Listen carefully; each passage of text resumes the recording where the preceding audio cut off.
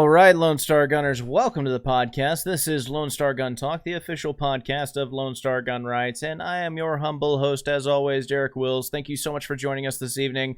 Again, we are not on our usual night of Sunday. I had technical difficulties last night, so we're doing it again on Monday. Who knows? Maybe we'll make it a regular thing to happen on Monday.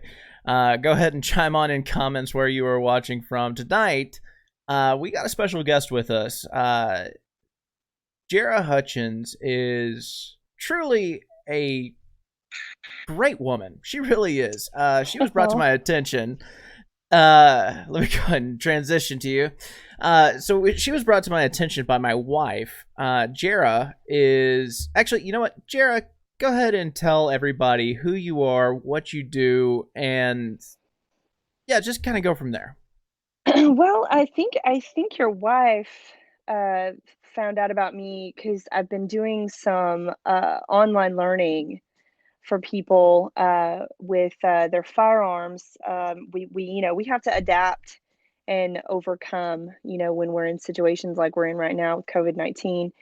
And I saw a lot of panic buying happening. So I think that's how she got a hold of me or got wind of me. And but we'll talk about that in a second. But I'm a firearms trainer by trade. I've been doing it for 10 years. I've been shooting longer than that though. I grew up around guns, came from a hunting family, and then man, just kind of got in this gun game about a decade ago and been running with it. And I consult for different firearms facilities. So I help people build them, and then I help them with their event structures. I teach them how to do gun events because that's a super niche thing right now.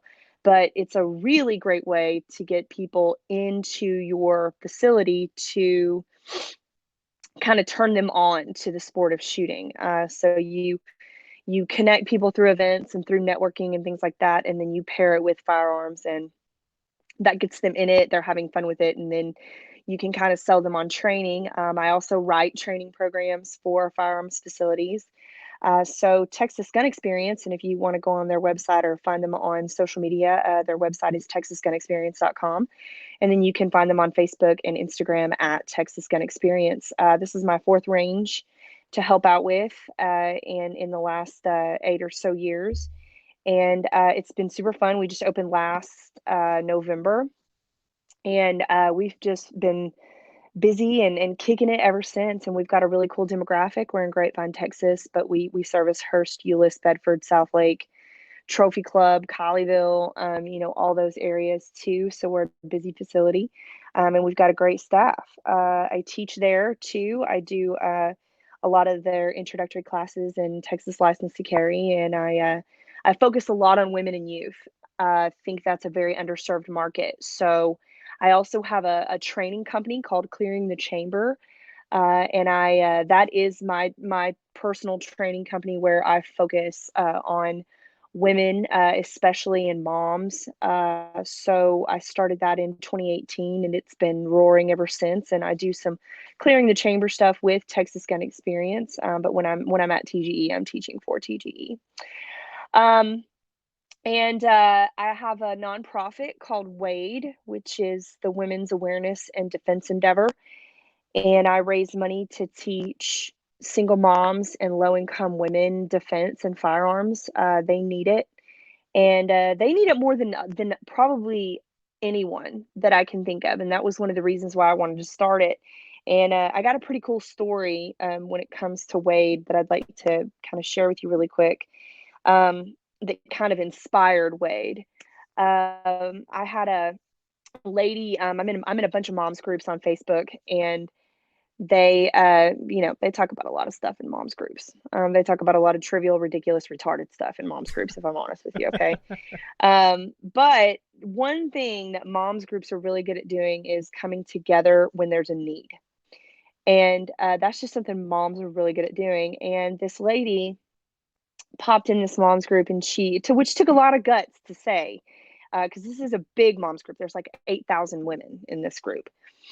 And she said, hey, I really need some help. I found out that my husband, so this is her second husband who she has a child with, but she has three children from a previous marriage. And she said, I just found out that my husband has been molesting my daughter Oh, goodness. from from my previous marriage, and it's been going on for about a year and a half, and I didn't know about it. And my daughter finally told me. She said, so I've called the police. I've had him removed from the home. He's made threats against me. So I went out and I bought a gun. She goes, but I don't know how to use it and I need somebody to train me, which is so smart. She was so Yes. smart to ask for that. She was ballsy to even ask for help, period, right? Um, and this woman is Egyptian. So her family, her story is so crazy because after I trained her, I took her out for coffee, but I'll tell you that in a minute. Um, but she found out on a Saturday, or she found out. Yeah, she found out Saturday morning, had him removed from the home on Saturday, reached out to the moms group on Sunday. I got tagged by about 19 people on this Wow. thread because a lot of these moms are my clients. And then I had her in the range on Monday morning because he was still in jail, but he was going to bail himself out of jail. They have to build a case against him. They can't just take her word for it. And that's due process. And that's what we want, right? Right. Um, but in the interim, we have to be able to take action against people who might make threats against us and who might act on those threats, right? And so, a lot of people scream, about due process. A lot of people scream about red flag laws. That's what you want. You want a fair trial. You want there to be due process, but you want the Second Amendment to step in the interim and go, hey, I know that this is what has to happen, but I also know what you did. And if you come at me, if you come after me, this is what's going to happen. You know, that's so it's a good process. But a lot of people don't, they miss that Second Amendment piece. And they're like, these emergency protective orders are just paper and they don't do anything. They don't, right? It's a paper trail of, I took all of these precautions, right? So it looks good for you in court and that's what you want. So, definitely if something's happening to you, do the emergency protective order thing, okay? But also train, right? Make time, carve out time in your calendar for your safety because it should literally be priority number one. It should literally be like make money to pay the bills, right? And also you need to have a defense education. Like everybody should have one. It blows my mind the number of women that I've been talking to for years about this that say, "Oh, I'll get to it," or "I just don't have time right now," and then they get mugged, they get raped. So, something bad happens to them, and then all of a sudden they're coming back to me going, "I wish I would have done this years ago." Does that make sense?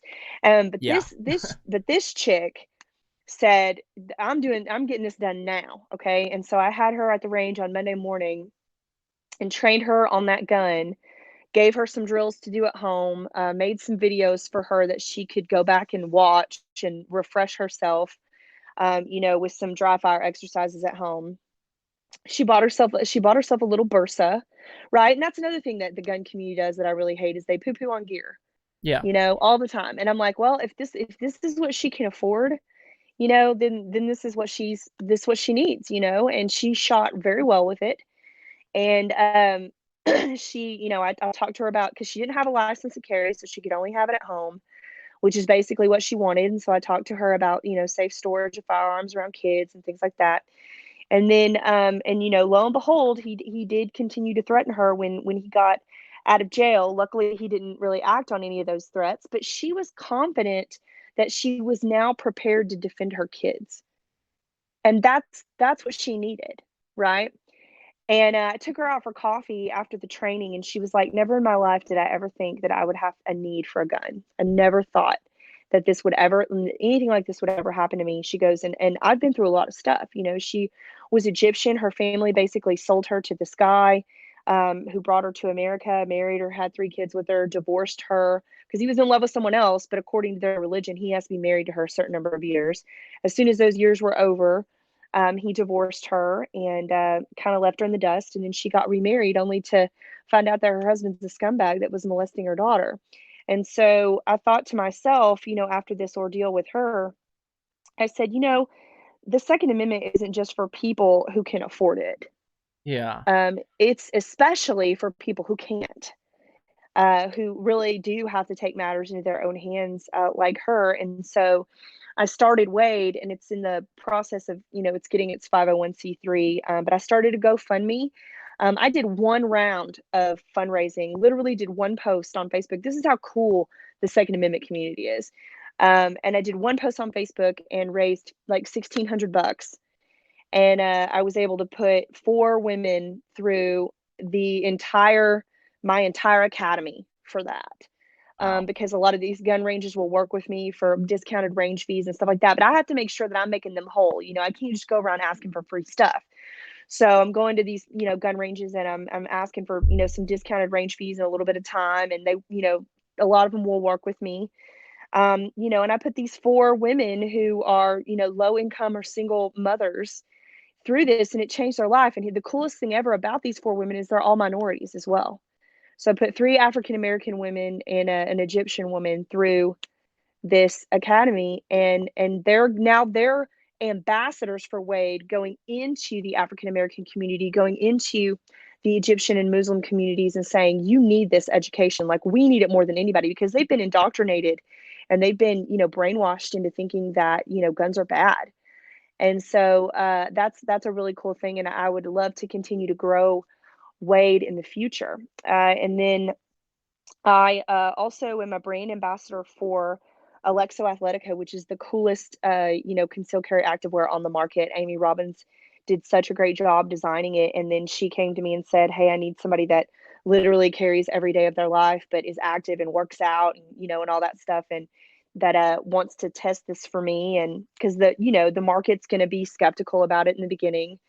And I did, man. I've done jumping jacks and burpees and worked out and ran, and just to test the gear, and it's awesome. And I could not be more proud of her. So if you want to look into this, ladies, if you might be watching, man, she's got running shorts, she's got leggings, all kinds of different designs, colors, and the gun stays in place, and there's even extra pockets for, if you want to carry extra mags, if you want to throw your keys in there for your cell phone, all that kind of stuff. So go visit alexoathletica.com. It's ALEXOATHLETICA.com, and check out her stuff, because, man, she did such a good job, and I was honored to be asked to test that out. And I had a lot of fun doing it. Just And then I'm sorry, I don't mean to cut you off, but you're good. For those who've been listening for a while, y'all probably heard this episode, but if you're new to the show, go back to one of the past episodes. We had Amy Robbins on, I believe November of 2018. Great episode. She told us about Alexo. This was following the Time Magazine thing. That's where I met Amy. Amy is absolutely a gem. She is wonderful. I love her to death. So innovative in the industry too. Yeah, she is. She is really cool. And she just had a baby. Congratulations, Amy. She did, little Samuel. And he's so cute. He's man. Yeah. Anyway, I'm sorry. I got sidetracked. And another cool thing about it too is, she didn't know that she was ever going to be able to have kids. She had given up on that dream. Her and Drew did, of having kids, and that's when Alexa was born, because she was like, I've got to, I got to go find a purpose and a passion if I'm not going to be a mom. And so she started Alexo, but her and Drew continued to be faithful in the Lord's plan. And just kind of accepted and trusted him. And then all of a sudden, out of nowhere, she gets pregnant. She had a myriad of miscarriages, and she just really accepted that, she was never going to be a mom, and that was a hard thing. And now she's been rewarded. That's amazing. Yeah, she's incredible, man. So she's been a good friend. Our friendship has been really cool. But yeah, so started Wade, and going to continue to work on that. Texas Gun Experience is going great. Clearing the Chamber's going great. We're reaching people all the time. And then, and now I'm gonna, I really haven't said anything. You got the exclusive on this, man. I haven't said anything to anybody yet about this part. So I've batted around going to gunsmithing school for about 7 years, and Zeke Stout, if you're not following him on Instagram, you need to be following Zeke Stout, who's the former host of Master at Arms on the Discovery Channel, now runs a distance learning gunsmithing school, and I'm gonna give it a whack. I'm gonna give it a go. You're a And badass chick, man. I'm I'm just gonna say that. pretty stoked about that, man, because I love the mechanics of firearms, and that's probably my favorite class to teach is, the sections of my intro to handgun class where I go over the anatomy of a firearm. And it's that's the thing that women love is they're like, okay, I can see it, in motion now. I can see it, how it works, because a lot of women really struggle with how the mechanics work. Like, how does the round get swept from the magazine into the chamber? How does it get swept from the magazine into the chamber at the correct angle? Why does this slide thing move? What are these parts? What's a grip safety? What's a drop safety? What's this slide stop notch thing do?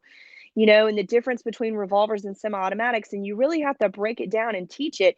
And I learned that, a few years ago when I really started to get into guns, because when I was going through all my training, I was taking all my training from dudes that were impatient and unkind, and just, were really like, oh, I don't want to teach these, women or whatever.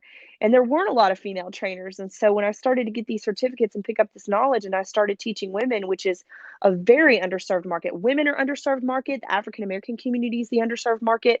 The Latino community is an underserved market. And we got to be getting in there and touching these people. And we got to get to them and let them know this is important, because if we do that, it'll never be a question of whether or not our gun rights will ever be infringed upon. But we're not going and touching the right people. We're not giving them voices. And so I said to myself, I love to teach this so much. I would love to be able to, really dive into the mechanics of, firearms, and really get into the, maybe even get into the woodworking, the Cerakoting, the bluing, all that kind of stuff. And so Zeke really gave me a cool opportunity to be able to do that.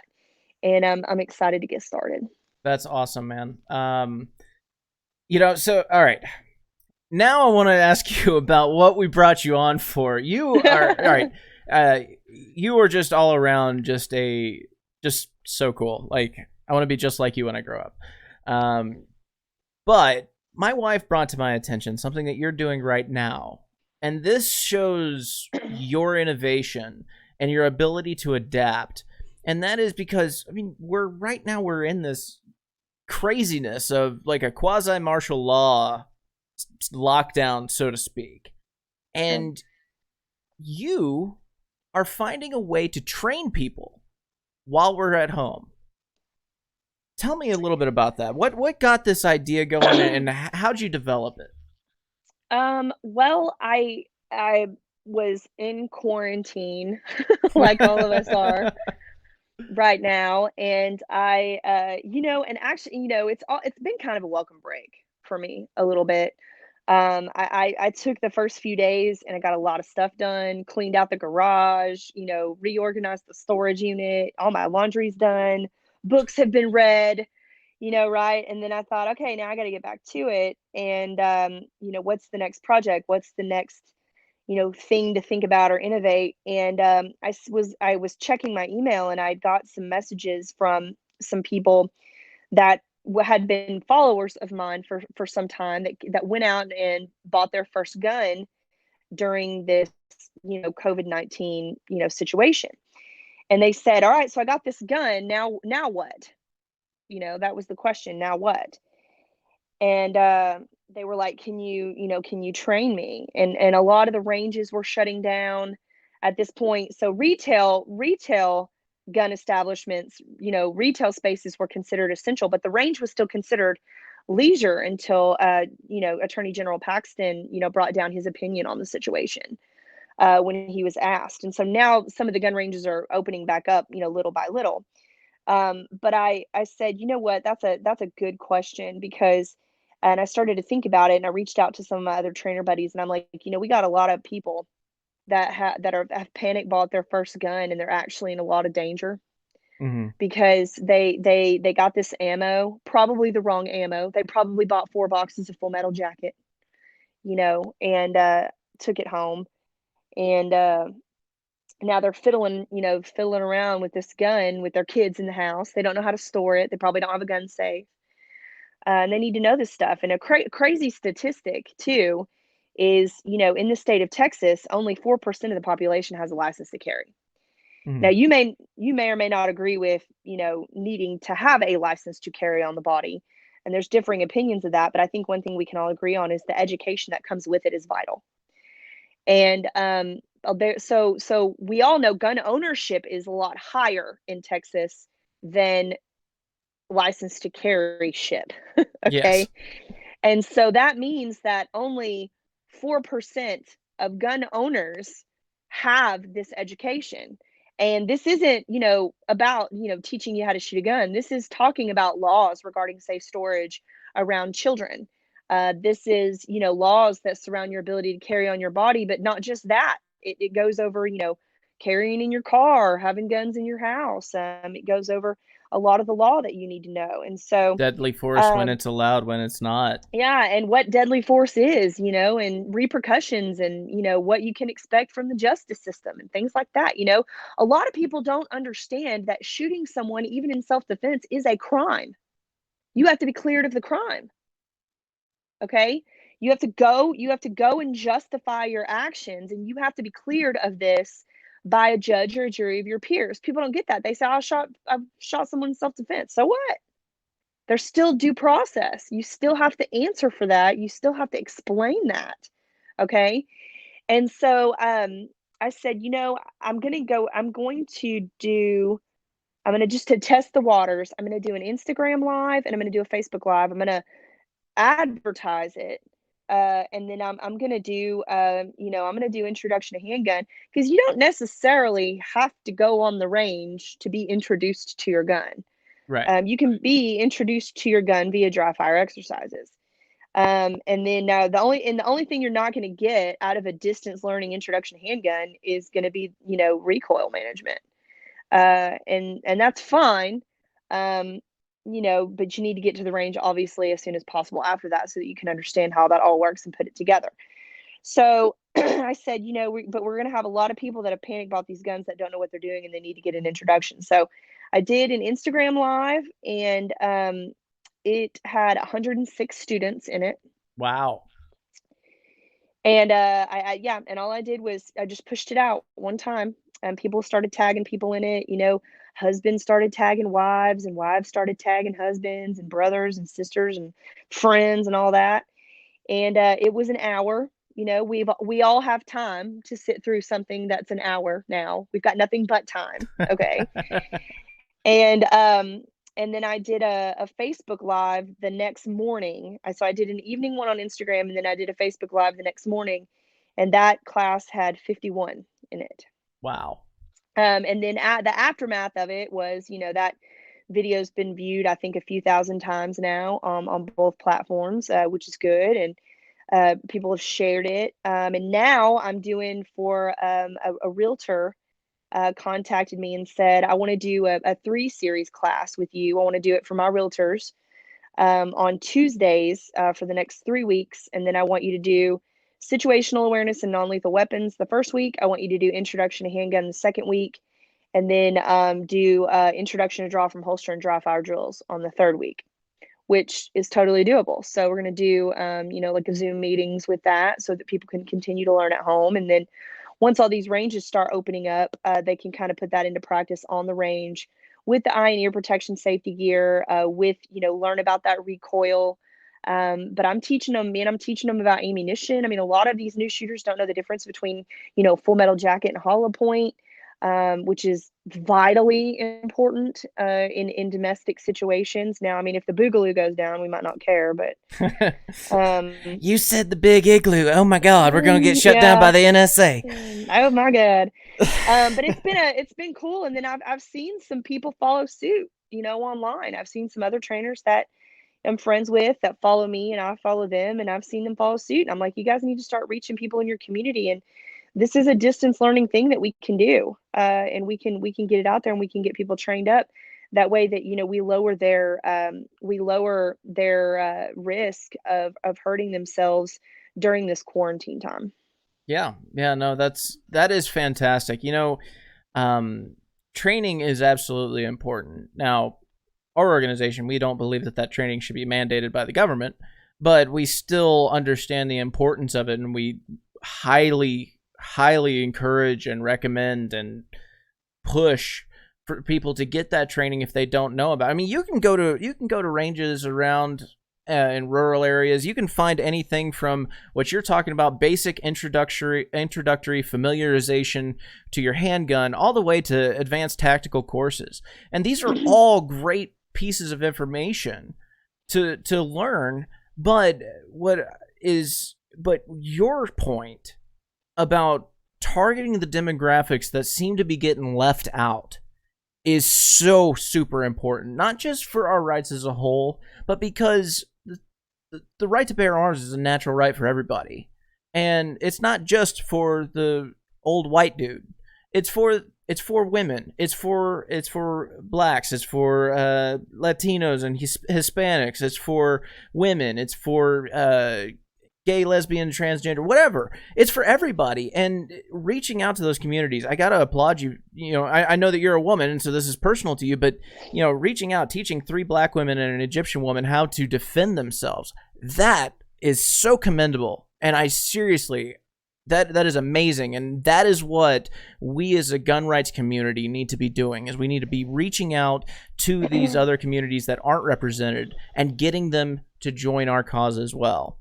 Because they have to be the mouthpiece. They have to be, and it takes one. It takes one, and you'll see if you really pay attention, you're really starting to see a rise in gun ownership and Second Amendment advocacy in the African American community. I mean, they're getting it now. And it's because of people like Collier Noir and Maj Touré and Tony Simon and Kevin Dixie and these guys that are out there, and Argo J, these guys that are out there really pushing it, but they're pushing multiple messages, right? Mm-hmm. They're pushing multiple messages. They're getting into the mindset. They're going in, Kevin does a really good job of going into the urban community and getting these kids young and teaching them why they need to be good dads, and say, look, this is part of being a good dad. This is part of drawing a bloodline in the sand and going, everything that's happened in your family prior to this is over. You're starting you're starting fresh, and you are going to do this the right way. Okay. And it blew my mind. I was in St. Louis 2 or 3 weekends ago with him, because we're doing a big train and learn right outside of St. Louis in May that you should totally come to. You would have a really great time with this, but it's only for people in the industry. And we're teaching people, we're doing a ton of gun training. It's outdoors, it's super fun. It's really tactical. And then we're teaching people how to, film good content. We're giving people opportunities to film good content with like the top 50 Second Amendment, social media influencers out there, that they come to this thing. And it's so cool to get to know these different people and get a broad spectrum of what the Second Amendment is really about, because it means something different to you than what it means to me, than what it means to Kevin, than what it means to Maj, than what it means to my sister's keepers, all these different people. It's different, okay? And he takes that and he goes, look, this is what it means to you. And so when I was in St. Louis with him, he was telling me, he goes, there's so many Black people in the ghetto that don't understand that it's legal for them to own a gun. Wow. They think that just because they're Black, they can't have one. They still believe that. They don't get it. They haven't been educated. They're ignorant. And it's That's what they believe. nuts. And this is why they're voting the way they vote, is because they don't know what they can do. They don't know their power. And nobody's going into these urban communities. Nobody's going into these Spanish-speaking communities. At Texas Gun Experience, we have one of only 3 Spanish-speaking license to carry instructors in the entire DFW Metroplex. There's millions of people that live in the DFW Metroplex, and there's only 3 people that teach a Spanish-speaking LTC. Wow. Do I believe that you should learn how to speak English? Yes. However, I also believe that while you're learning English, you should be able to defend yourself. And somebody needs to come and teach you that. And if there's a language barrier between us, we need to figure that out. We need to come up with a solution, right? And so you're seeing a lot of, it's just incredible to me, the lack of education in these areas that need the Second Amendment the most. And so it's not even about necessarily them having guns, right? They should be able to, as long as they're not felons or whatever, that. But they need to be able to have access to this stuff. But more importantly, they need this education, and we need to be giving it to them. And I see the government back and grant and pay for so much stupid shit. You It don't say. boggles my mind that firearms programs in urban communities, in poorer communities, aren't a thing. Like, Well, that's why wouldn't because they be a thing? guns are evil. They kill people. Don't you understand? Think of the children, okay? The children are dying and people are getting shot up, and you know what? We just need to take all the guns away. That's why. This didn't start happening until you did that. This didn't start happening until they did that, okay? Mass shootings were rare, and they still are statistically, but mass shootings were rare up until people started to get real squirmy about guns in certain areas. But I mean, I went to school. I didn't graduate high school until 2000, okay? I've barely been out 20 years. And we could still bring long guns in racks in our trucks because we hunted before and after school. We had rifle teams, we had shotgun teams, like, and nobody shot anybody because we were educated on the mindset, because that it was part of the culture. It was instilled in us. It was ingrained in us. And then you take it away, and it's like trying to shelter a child too much. It's like telling a kid the stove is hot and telling them not to touch it. Don't touch it. Well, they're going to touch it. They want to touch it. They want to know what the deal is. And this is what absolutely blows my mind. And this is why the fight for 2A has come to where it is now, is because in an effort to shelter people or try to keep people safe, you're taking away their ability to make decisions. You're not teaching them how to make decisions, good choices. If we went into, and that's what Kevin Dixie does, is he goes into these urban communities and he says, this gun here is about a mindset. And this is the mindset that you should have behind it. And this is when you pull your gun, and this is not when you pull your gun. And he's permeating these communities where he lives. And that's what we have to do. And I set up a challenge. I challenged the people in my state. I testified at the gun rights hearing over in Brookhaven College when they came through Dallas. And this was the one that was before the the state House representatives. And then they did one in Austin that was before the state senators. And I wasn't able to make that one, but I did testify before the House. And, there was, I think, 16 House reps there. And we had, this thing was 8 hours long. And it was my first time to testify in a hearing like this. And I can tell you 20 things they do wrong every time. But when I got up to speak, I was, and I'll send you my testimony. I mean, it's like 3 minutes long. I said, toward the end of it, I was like, we've spent 5 hours talking about the filling out of forms and, you guys wanting to try to make private companies comply, even though they're privately owned. And then, you're blaming social media and the internet for inciting violence. And then in the next breath, you're wanting to utilize social media and the internet to infringe on the First and Fourth Amendments of American citizens. And at the end of the day, all this boils down to is that there's 16 people sitting in front of me that have no idea what guns do.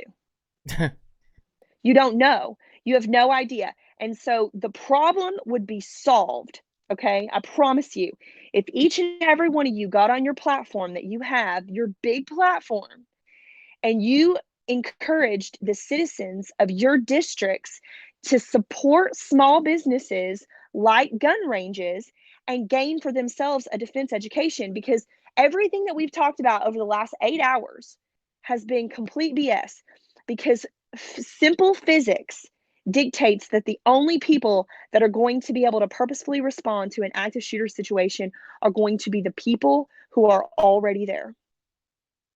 And Yep. if the people who are already there know what to do, it's the same thing. It's like we encourage people to go out and take CPR classes and first aid classes and first responder classes, because the person who's going to be able to save that choking individual, the person that's going to be able to save that person that's having a heart attack, is going to be somebody that's already standing there. Yep. And I Same general concept. yeah, and first aid is something that I've pushed on this show as well, because after a situation like that, somebody is going to be wounded. And we carry a gun because police are 7 to 12 if not 30 minutes away, but so are EMTs. And that's the difference between life and death. What good are you if you don't know how to stop the bleeding? What good are you if you don't have any means whatsoever to stop a sucking chest wound? That person is now going to die. And had you trained yourself and kept the gear with you, just like your gun, you would have the means to save that person. But and everything about guns, with the exception of you choosing which one you want, is not really subjective. It's most things about guns are either fact or fiction, yep, because everything about guns has to do with science. It has to do with physics. It has to do with kinesiology. It has to do, their, velocity and ballistics and, things like that. It's all, these things are scientific. And so there's only so far that you can go with the gun argument to debunk it, because there's only so many things a gun can do. And it doesn't make any sense. So I challenged them. I said, you need to be, you guys, you all sitting up there, because believe me, you don't want to fuck around and make me run for office. You don't want to do that. Okay. It's going to be a hard day for everybody if I'm sitting in the chair that you're sitting in. Okay. And I'm going to make a lot of enemies that way. So what I want to do is I want to encourage you to encourage your citizens to go and gain for themselves. And then I would also encourage all of you to get an education, because you don't know shit about guns. Like, stuff I've heard today has been ridiculous. I mean, if you gave me 1 hour, I could debunk every single thing that you guys have said. And then another thing that really pissed me off about that panel is that Pancho Navarez was allowed to sit in a position of authority on that panel, even after he had gotten busted for being in possession of cocaine at the airport a month prior. And I wrote an article about cocaine's a hell of a drug. Oh, he's an idiot. I wrote a really scathing article about that for Gun News Daily, after I found out about it. And I was like, this, and he was so condescending and rude to people. And he was like, well, I mean, I know about guns. I'm a gun owner. He was like, and blah, blah, blah. And I'm like, being a gun owner is the same as knowing about guns.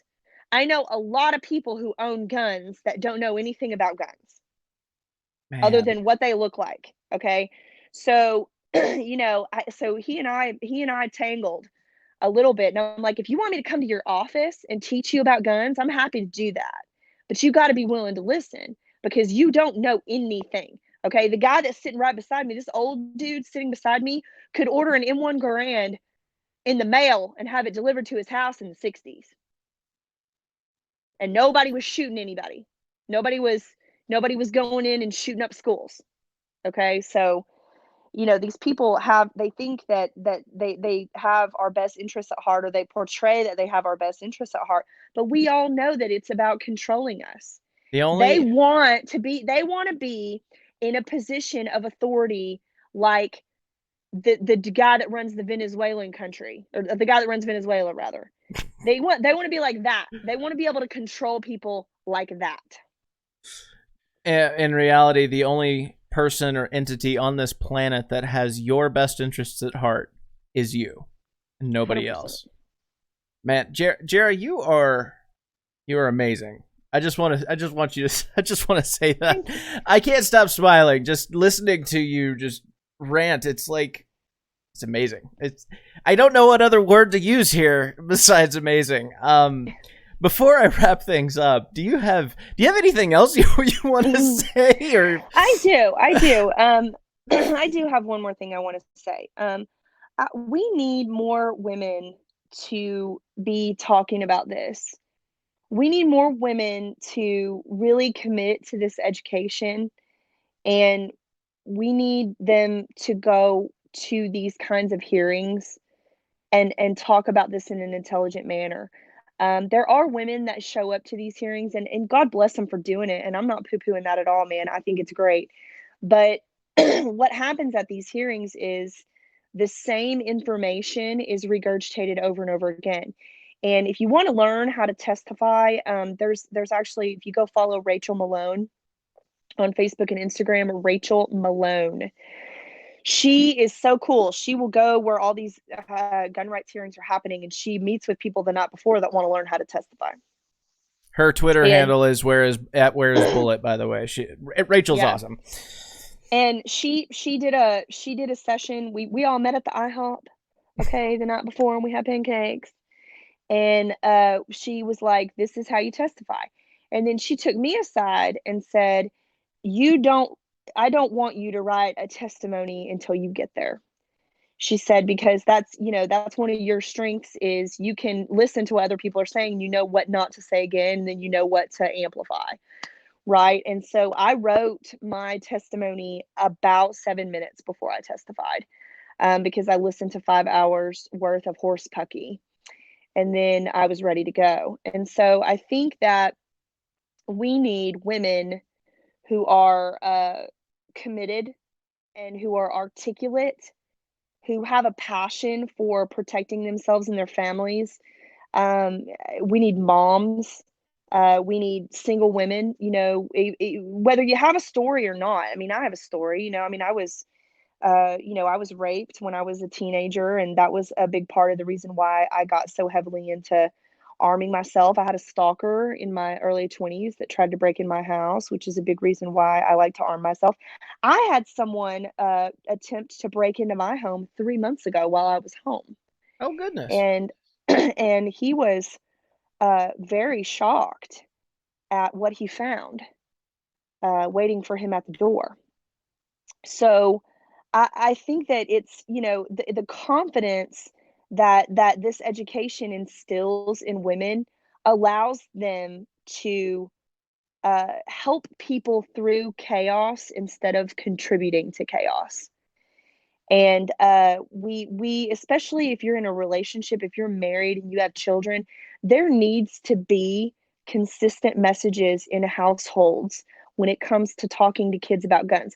We can't have a dad that's pro-gun and a mom that's not. Okay? There's got to be consistent messages, or the kids get confused, and then the education is thwarted.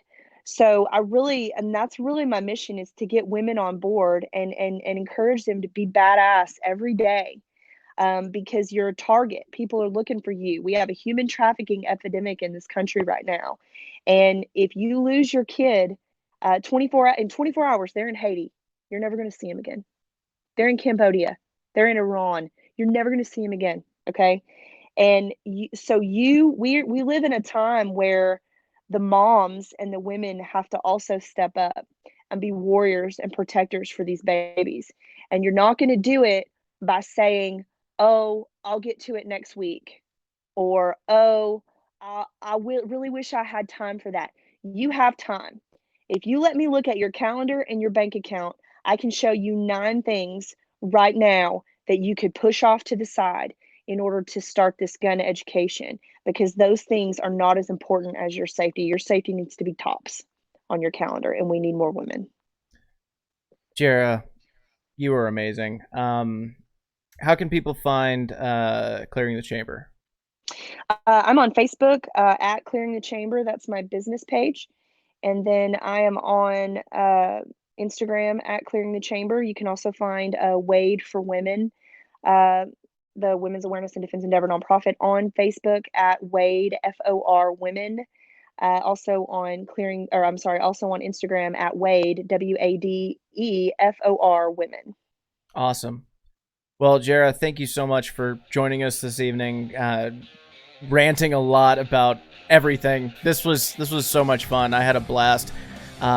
If you ever want to come back, by all means, you have an open invitation. Thank you. So I really appreciate your time. I appreciate your passion. I appreciate your drive. I appreciate everything about you. You're an amazing woman, and I hope that you keep up the good work, okay? Well, thank you so much. It's been an honor. I love doing stuff like this, man. So anytime you need it, let me know. All right, guys. Until next Sunday, arm yourself with knowledge and share the ammo. See ya. Y'all good?